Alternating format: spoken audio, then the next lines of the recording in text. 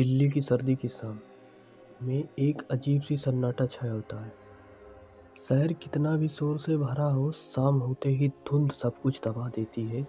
ऐसी धुंध और ठंडी हवा के बीच आरव आज एक ऐसी जगह जा रहा था जहाँ उसे बिल्कुल नहीं जाना चाहिए था। वो आज अग्रसेन की बावली जा रहा था। वो यहाँ अपनी मर्जी से नहीं जा रहा था, उसे यहाँ कोई बुला रहा था, कोई जो इस दुनिया से परे था। सब कुछ शुरू हुआ था उस रात से जब आरव ने अपने सपने में एक अजीब सी आवाज़ सुनी, आरव नीचे आओ, हम तुम्हारा इंतज़ार कर रहे हैं। पहले तो आवाज़ धीमी थी, हल्की सी पुकार जैसे, पर हर रात के साथ वो और करीब और ज़्यादा साफ होती गई। और एक दिन आरव को पता चल गया कि यह आवाज़ किसकी थी। ये उसके दोस्त राघव की थी। उसका दोस्त जो 1 महीने पहले इसी बावली में गायब हो गया था। कॉलेज के प्रोजेक्ट के लिए सभी लोग अग्रसेन की बावली आए थे। राघव सबसे एडवेंचरस था। वो सबसे नीचे बावली के सबसे अंदर तक गया।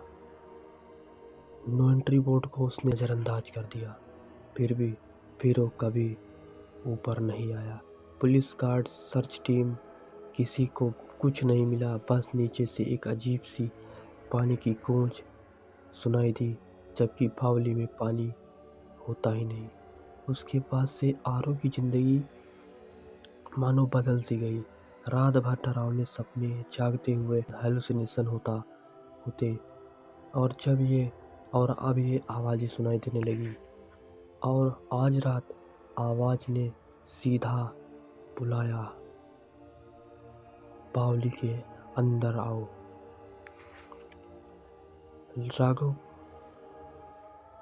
आरव बावली के अंदर जाता है। बावली का गेट क्रैक करके खुलता है। नॉर्मल दिनों में यहाँ गार्ड्स होते हैं, पर आज कोई नहीं था। ऐसा मानो सच में बुला रही हो बावली। अंदर का अंधेरा अजीब था, जैसे हवा यहाँ सदियों से बंद हो। आरव ने पहला कदम रखा, ठक से आवाज़ इतनी जोर से गूंज उठी कि जैसे कोई उसके साथ चल रहा हो। आरव का गला सूख गया। उसने फ़ोन का फ्लैश लाइट ऑन किया। लाइट ने अंधेरे को चीर दिया, सही, पर उतनी ही एरिया में जितना आरव का सांस चल रहा था। वो नीचे उतरने लगा। 1 कदम, 2 कदम, तीसरा कदम। जितना नीचे उतरता उतनी ज़्यादा आवाज़ क्लियर होती जा रही थी। आरव, तुम लौट आए, अच्छा किया। आरव का दिल जोर से धड़का। राघव तुम हो? उसने धीमी आवाज़ में पूछा। नीचे से कोई चीज़ हिली, जैसे कोई पत्थर घिसक रहा हो, पर कदम की आवाज़ नहीं, कुछ और जो समझ से परे था।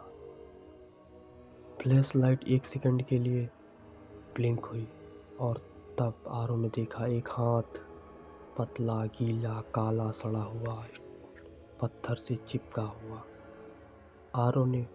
आरव के पैर लड़खड़ा गए। कौन है? उसने डरा हुआ पूछा। अंधेरे ने जवाब दिया, हल्की सी हंसी के साथ, जिसे तुम मुझे छोड़कर भाग गए थे। फ्लैश लाइट फिर शांत हुई, और वही लास्ट स्टेप पर, बावली के अंदर लास्ट स्टेप पर एक चेहरा उभर कर आया, राघव। लेकिन वो इंसान नहीं लग रहा था। चेहरा फूला हुआ, आंखें बेजान, और तेल जैसा काला पानी उसके शरीर से टपक रहा था। वो इतना डरावना था कि मानो रूह कांप जाए। और आरव लगभग गिर गया था। तुम तो मर गए थे ना? राघव के ओठ टेढ़ी मुस्कान में बदल गए। और अब तुम भी मर जाओगे, ऐसा राघव ने कहा। आरव ने सीढ़ियों से ऊपर की तरफ दौड़ लगाई, पर बावली एक अलग ही खेल खेल रही थी। सीढ़ियाँ खत्म ही नहीं हो रही थी, जैसे वो ऊपर जा ही नहीं सकता, जैसे वो किसी माया जाल में फंस गया हो। पीछे से वो कुछ खिसकने की आवाज़ आई और आवाज़ धीरे धीरे तेज हो गई। राघव आ रहा था और हर फ्लैश लाइट फाइनली पूरी तरीके से बंद हो गई और पूरे अंधेरे में उसी वक्त एक ठंडा गीला हाथ उसके हाथ पैरों को पकड़ लेता है। आरव चीखता है और गिर पड़ता है और सब कुछ शांत हो जाता है।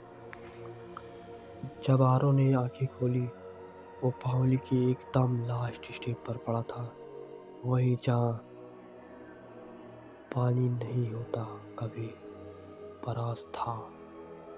ठंडा पानी, नीला, बिल्कुल बेजान। राघव उसके सामने खड़ा था। उसकी आंखों में कोई चमक नहीं, ना कोई जान।